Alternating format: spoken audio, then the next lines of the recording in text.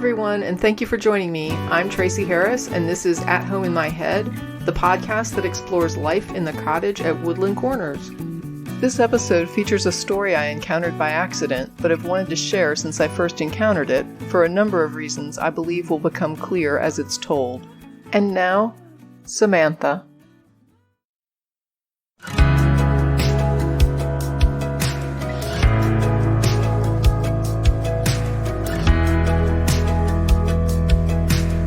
Samantha first showed up on my radar in 2018 when she and I became Facebook friends. Our interactions were incidental. Samantha would comment, post, and like things tied to concerns we had in common. We had both joined a group dedicated to social justice and support for marginalized people. It took a while, but I began to recognize a narrative arising from the bits and pieces I saw on my newsfeed in the posts Samantha made about her personal life. I didn't visit Samantha's page directly, and I rarely saw her posts on my feed, but when I did, they were compelling, relatable, heart-wrenching, and haunting. More than once, I'd gone to bed thinking about her situation. Although we'd never spoken, I reached out to ask if she'd be willing to share her story. It was a big ask, and I talked myself out of it more than once. The story was private, personal, and painful. It also concerned other people she would have to consider. It must have been odd for her to have a relative stranger on Facebook ask for her time. But she agreed to speak to me, and we discussed what might be the best format and whether or not to use real names. I also offered her complete editorial control over every part of the content. I wasn't asking Samantha to let me tell her story. I was inviting Samantha to come on and tell it herself.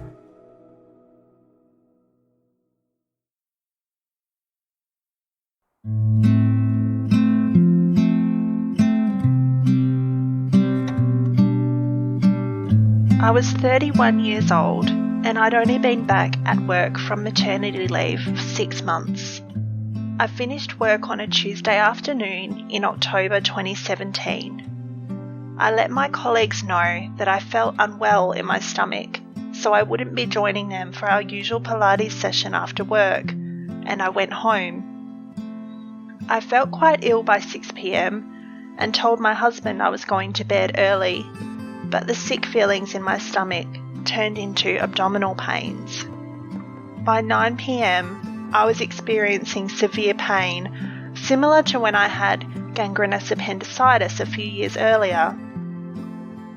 So we pulled my then 18-month-old son out of his cot where he was sleeping and took him a few streets away to be babysat by my aunt while we headed to the hospital.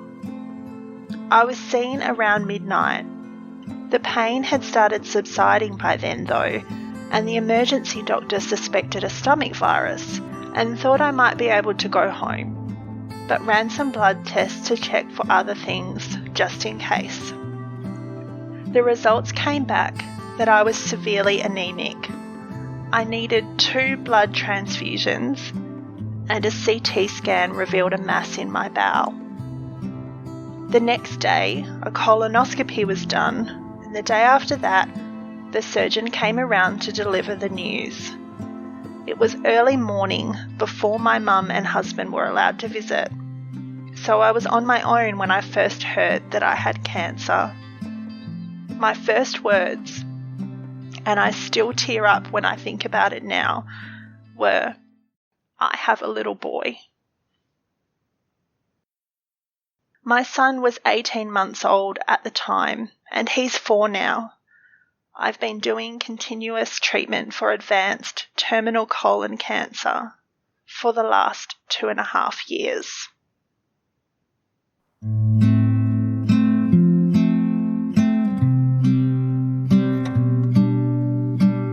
It was after surgery to remove a third of my colon that I had a PET scan and first met my oncologist. I knew from reading the discharge papers following the surgery that my cancer was at least stage 3C. Before that, we had really been hoping it was only a stage 1 or 2 cancer. The oncologist informed my husband and I that actually I was stage 4. The cancer had spread to blood vessels and through the lymphatic system, and many lymph nodes running all the way up my aorta and even in my neck were cancerous. We asked him what the prognosis for survival was. He estimated 2 to 5 years with treatment, and another oncologist we saw for a second opinion said 2 years. We were told that rarely people have survived much longer than this. His longest living patient in my situation lived 16 years, so we have always had that hope. I knew then that I would do my best to stay alive as long as I could for my son. I had 4 months of intravenous chemotherapy, which had excellent results where the cancer couldn't be seen anymore on scans. And since then, I've been on an oral dose of chemo to try to maintain that result for as long as possible, with scans every few months. It was made clear to me that most stage 4 patients had a recurrence within 8 months of being on the maintenance chemo. It was 14 months after my IV chemo that the cancer came back. Since then, I've had several rounds of radiation to attack new lymph nodes in my abdomen and a tumour in my spine. The cancer keeps returning now. Each scan means more new cancer spots and more treatment. I kept working part-time until February this year through fatigue, nausea, heartburn, aches and pains. The chemo has caused me permanent loss of sensation in my fingertips and a thing called hand and foot syndrome, which results in red, hard, dry skin on the palms and the soles of the feet. It feels like sunburn, and at its worst it can blister and ulcerate or crack and bleed, making it very difficult to walk. I had to stop work mainly due to debilitating fatigue. I'm tired some mornings before I even do anything for the day, and I need to nap by the afternoon.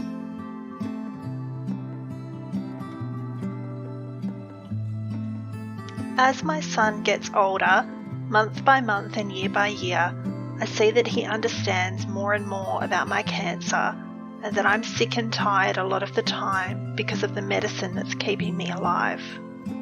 My worst fear is me dying and him wailing and sobbing for me, not understanding why I'm gone and why I've left him. Another fear I have is that he won't have any memories of me because he's still so young. I want to pass on my values and my knowledge to him in a way that I know no one else can. So my only goal is to stay alive as long as I can for him. I do get sad when I think of not being there for him on special occasions like school graduations, big birthdays or relationships. He won't really get to know me in the same way he would if I was alive. But I try not to dwell on these things because I think there's no point in letting it eat me up inside, and so I try to enjoy my time as much as I can. I try to conserve my energy so that when I have good days, I can give my very best to him. I write about us and about myself for him, and I've asked my family to take lots of videos of us playing and talking together to show him when I'm gone. My mental health has held up exceptionally well given my circumstances, but recently I had a panic attack thinking, what if I don't have enough videos or photos of us together?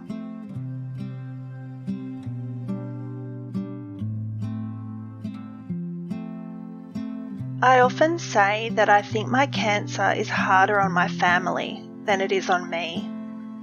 I can't imagine what it would be like to have a terminally ill young spouse and a young child and be faced with the constant prospect hanging in the air of being a single, widowed parent. It must feel so scary and so lonely for my husband. He has a history of situational anxiety and depression, and my health condition has triggered this again. He needs ongoing counselling and medication for this. So does my mother, who travels for over an hour and a half each way to stay with me for 2 days every week and help with childcare and housework that I can't do on my own anymore. Doing this for the last 2.5 years has really taken a toll on her. She has a number of chronic health conditions and disabilities herself, and recently she just got completely burnt out and had to take a break from caring for me. My 2 sisters, who are each going through their own serious struggles in life at the moment, took over from her for a while. I know my family put on a brave face around me, and they cry when I'm not around. My dad works driving trucks in a remote area, and thinking about me on long drives makes him really sad, and it must get very lonely for him out there. I cannot imagine what it feels like to have this happening to your child. Every day, I'm glad it's me and not Harlan this is happening to. I just don't know how I would cope if it was him.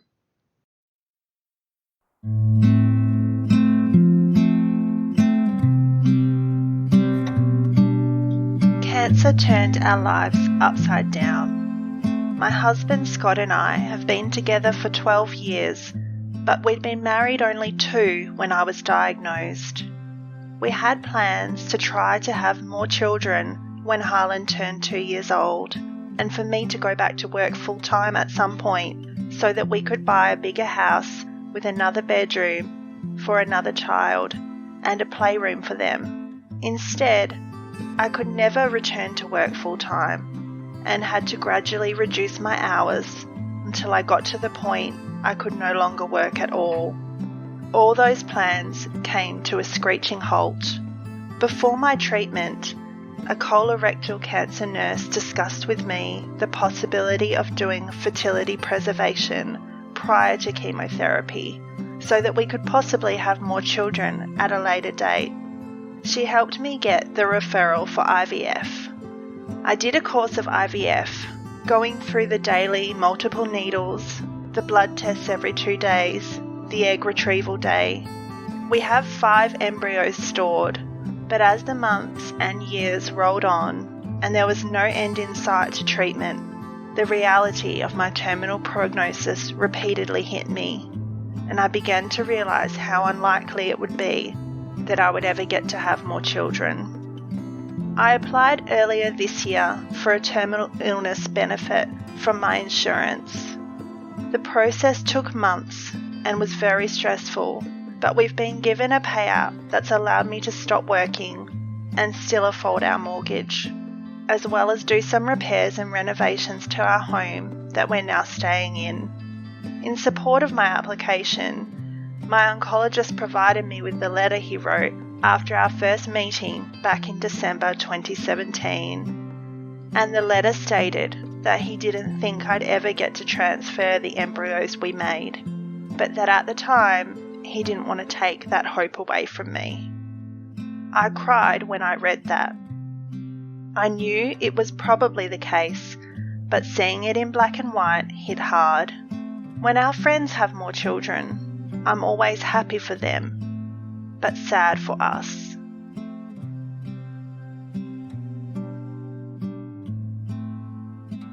My cancer has affected and taken a toll on everyone in my life, and I feel like such a burden at times. I feel like I'm just keeping my own head above water a lot of the time though, and so I'm limited in being able to give them the support that they need also. I feel a lot of guilt that I'm not well enough to do more with Harlan. The days I can't even get out of bed or take him to school, it hits me the hardest.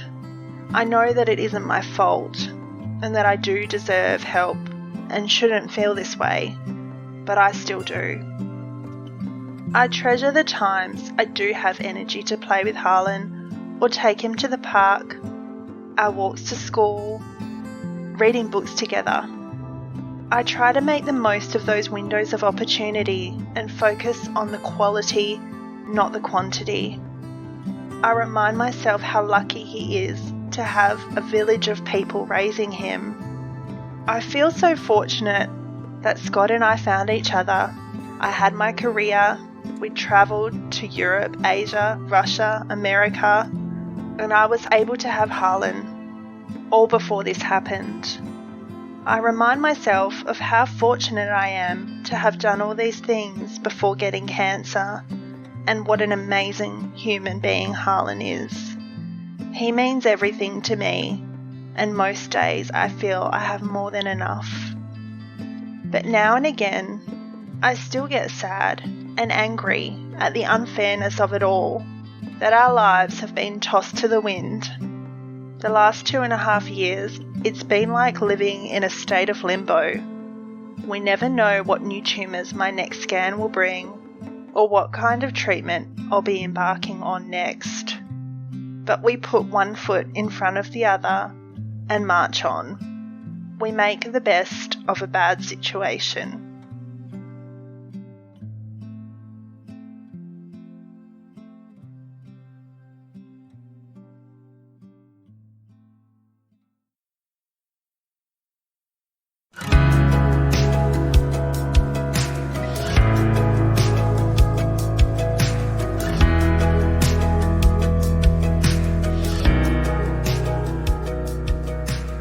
I've never met Samantha in person, but her story touched me from 10,000 miles away. One day, I expect I'll see a post or get a text from a mutual friend, and I'll think about the things Samantha inspired. I'll think of the unnecessary pain that we cause each other and sometimes ourselves. The anger and the hate and the chaos in the world. I'll contrast it in my mind with a woman whose only goal was love. To hang on tightly to a little boy so he could have her that much longer. I'll think about the mother she was and the mother she never had a chance to be. My heart will break for Harlan. I hope he'll understand how deeply he was loved. I hope he'll grow and be healthy and strong. I hope he'll have a life full of all the things Samantha would have wanted for him. But most of all, I hope he'll see with clarity that when his mother saw her own story was destined for a tragic ending, he became her inspiration to do everything possible to make whatever remained of their story something truly incredible.